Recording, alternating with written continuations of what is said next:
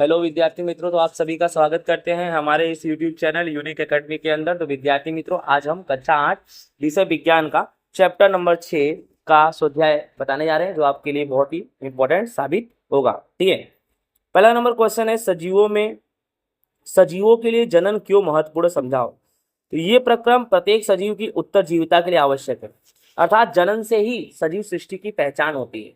अर्थात सजीव सृष्टि का कोई भी ऐसा भाग जो पूरी तरह से खत्म हो जाए तो फिर उसकी पहचान ही मिट जाएगी। तो सजीव सृष्टि की पहचान के लिए सबसे इंपॉर्टेंट चीज है जनन, यानी प्रजनन। अर्थात यह प्रजनन एक जैसे जीवों में पीढ़ी दर पीढ़ी निरंतर बनाए रखना चाहिए, जिससे उसका अस्तित्व बना रहे। मनुष्य में निषेचन की प्रक्रम को समझाना है। मनुष्य में निषेचन कैसे होता है उसको जानना है। ओके, जनन प्रक्रम का पहला चरण शुक्राणु अंडाणु का संलयन है, यानी शुक्राणु और अंडाणु मिलेंगे तो उससे जनन होगा। निषेचन के प्रक्रम में स्त्री यानी माँ के अंडाणु और नर यानी पिता के शुक्राणु का संयोजन होता है। यानी जब निषेचन होता है तो अंडाणु और शुक्राणु दोनों मिलते हैं और नई संतति में माता और पिता दोनों के लक्षण होते हैं, और यह निषेचन शरीर के अंदर होता है, इसीलिए हम इसे आंतरिक निषेचन कहते हैं। निषेचन के परिणाम स्वरूप युग्मनज का निर्माण होता है, चाहे वह लड़का या लड़की। सर्वोचित उत्तर दो। राइट, आंतरिक निषेचन होता है तो आंतरिक निषेचन मादा के शरीर में होता है। दूसरा नंबर, एक टैडपोल जिस प्रक्रम द्वारा वयस्क विकसित होता है वह क्या है, वह कायांतरण है। ठीक है, एक युग्मनज में पाए जाने वाले केंद्रकों की संख्या कितनी होती है? एक युग्मनज में पाए जाने वाले केंद्रकों की संख्या कितनी होती है? 2 होती है। राइट ना, ओके। नेक्स्ट, सही गलत बताना है। अंड प्रजक जंतु विकसित शिशु को जन्म देता है, तो ये गलत है। प्रत्येक शुक्राणु एकल कोशिका है, ये सही है। मेढक में बाह्य निषेचन होता है, ये सही है। वह कोशिका जो मनुष्य के नए जीवन का प्रारंभ करता है उसे युग्मक कहते हैं, ये भी सही है। निषेचन के पश्चात दिया गया अंडा एकल कोशिका है, और ये भी ये सही है। अमीबा में मुकुलन द्वारा जनन होता है, ये गलत है। लैंगिक जनन में भी निषेचन आवश्यक है, ये गलत है।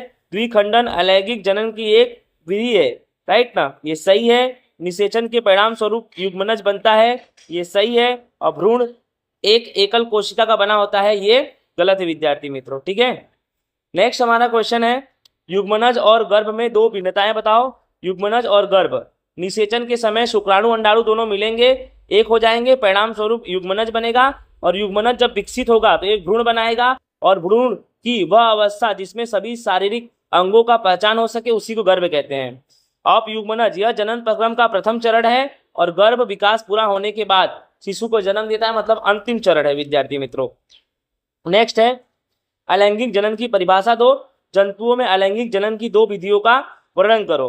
तो जिस जनन में केवल एक ही सजीव भाग लेते हैं, एक कोश की सजीव भाग लेते हैं, उसे अलैंगिक जनन कहते हैं। इसकी 2 पद्धति मुकुलन और द्विखंडन। देखो, मुकुलन का मतलब ऐसा जनन जिसमें जनक एक या एक से, जिसमें ऐसा पद्धति जिसमें जो सजीव होएगा, जनक होगा, उसके शरीर पर उभार आएगा। उभार मतलब थोड़ा बर्डिंग जैसा आ जाएगा, और उस बड़ा होगा उभार, और जिससे नया सजीव बनेगा, इसे मुकुलन कहते हैं। उदाहरण नंबर हाइड्रा।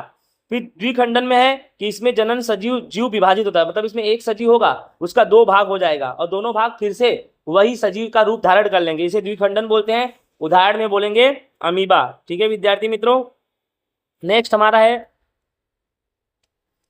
मादा के किस जनन अंग में भ्रूण का रोपण होता है? तो गर्भाशय में होता है। कायांतरण किसे कहते हैं? उदाहरण दो। तो कुछ जंतुओं में शिशु वयस्क के समान नहीं होते, ऐसे जंतुओं में शिशुओं का कुछ विशेष परिवर्तन के साथ वयस्क के रूप में रूपांतरण होता है। एक जैसे दिखते नहीं है सब, वो कायांतरण है। उदाहरण जैसे मेढक का टैडपोल रूपांतरित होकर वयस्क में बदल जाता है, जो छलांग लगा सकता है और तैर सकता है। आंतरिक निषेचन और बाह्य निषेचन में अंतर। आंतरिक निषेचन शरीर के अंदर, बाह्य निषेचन शरीर के बाहर। आंतरिक निषेचन मानव, मुर्गी आदि में होता है, और यह बाह्य निषेचन मछली, स्टारफिश, जलीय प्राणियों में होता है। तो इस चैप्टर में आपने क्या सीखा विद्यार्थी मित्रों? जंतुओं में 2 विधि के प्रजनन होते हैं, लैंगिक और अलैंगिक। नर युग्मक और मादा युग्मक दोनों मिलेंगे, इसे लैंगिक जनन कहेंगे। अंडाशय, अंडवाहिनी, गर्भाशय, यह मादा जनन के भाग है, और नर जनन के भाग में वृषण, शुक्राणु नली और शिश्न है। अंडाशय मादा युग्मक उत्पन्न करते हैं, जिसे अंडाणु या अंड कोशिका कहते हैं, और वृषण नर युग्मक उत्पन्न करते हैं, जिसे शुक्राणु कहते हैं। अंडाणु एवं शुक्राणु का संलयन होने पर निषेचन बनता है, और निषेचित अंडा का युग्मनज कहलाता है। और मादा के शरीर के अंदर होने वाले निषेचन को आंतरिक निषेचन कहेंगे। यह मनुष्य एवं अन्य जंतु जैसे कि मुर्गी, गाय एवं कुत्ते में भी दिखाई देता है। अंडरस्टूड विद्यार्थी मित्रों? इस तरह से ये हमारा चैप्टर 6 होता है पूरा। आई होप आपको ये वीडियो अच्छे से समझ में आया होगा। जय हिंद, राधे राधे।